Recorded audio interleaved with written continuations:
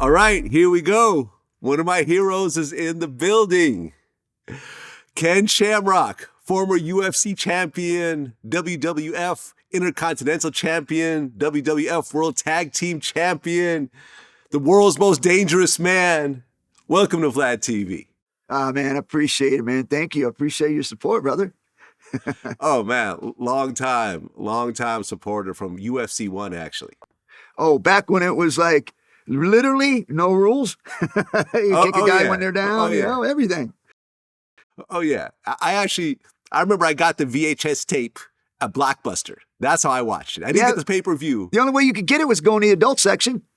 Right, pretty much. Yeah, I think it was mixed in there, right? They wouldn't let it out on the shelves because it was too violent, I guess. Yep.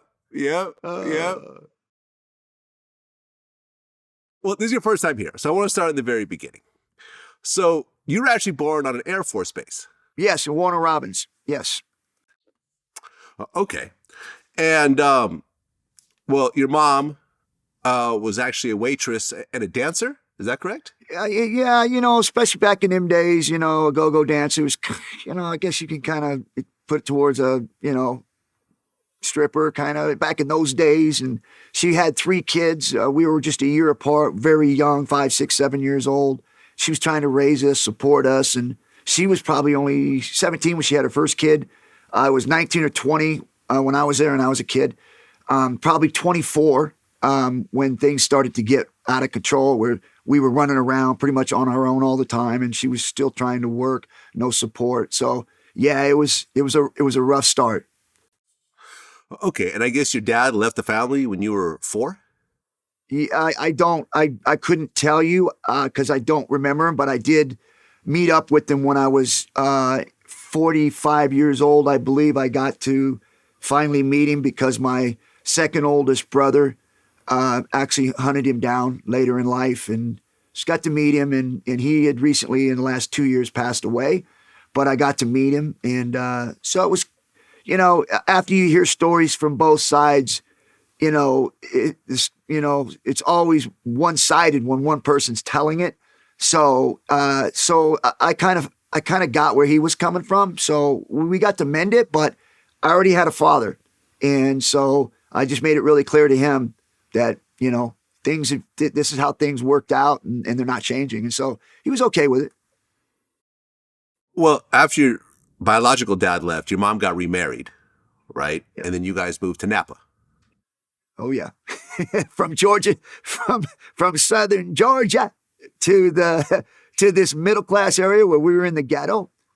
It was a shocker because everybody looked different, right? I mean, I was pretty much a predominantly African-American neighborhood. We were in the ghetto, fighting all the time, but that was my world. That's what I lived in. That's what I was used to.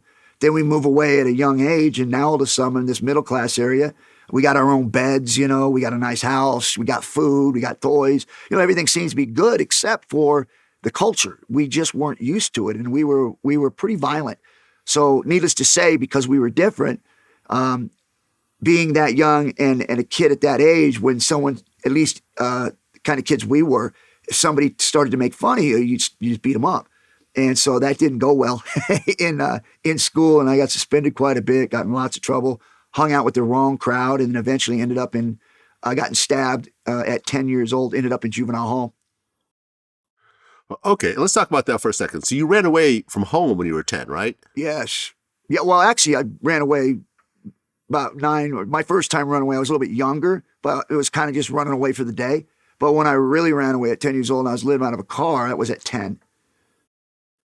Okay, and you got stabbed during that time? Yeah, well, actually at 13 years old, I think it was no, actually it was 10. Yeah, it was 10 because I got placed at 13 at the Shamrock Boys Home. So it was 10 years old, I got stabbed, I got locked up.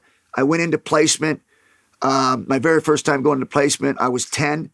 I ended up going through several group homes over the 3-year span, ended up at the Shamrock Boys Home at the age of 13. And that's when I started to see a little bit of light. Okay, so you end up settling at the Bob Shamrock group home. Yes. Boys home. Okay. And you guys got so close, you actually changed your last name to Shamrock.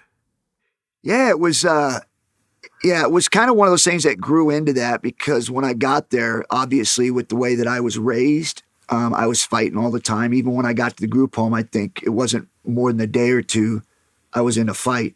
There was 18 boys in the home, sometimes 22 boys. It was a big house. It was a mansion. It was beautiful. It wasn't what I was used to. And it took at least a year and a half for me to trust anybody because at a young age, I was taken advantage of by many, many different situations. My brothers too, because we were with people that were from that night area and that just bad people, right? And so we were exposed to a lot of bad things. So going to a home where you're in this mansion and this guy's being nice to you, nobody's nice to you unless they want something. And so it took a long, long time for me to really trust anyone. And I remember he was always trying to hug me because that's what he did to every boy there. He would discipline him, then he would hug him. And the only time I ever got hugged is if somebody was trying to take advantage of you. And so for me, it was like, don't touch me, don't touch me.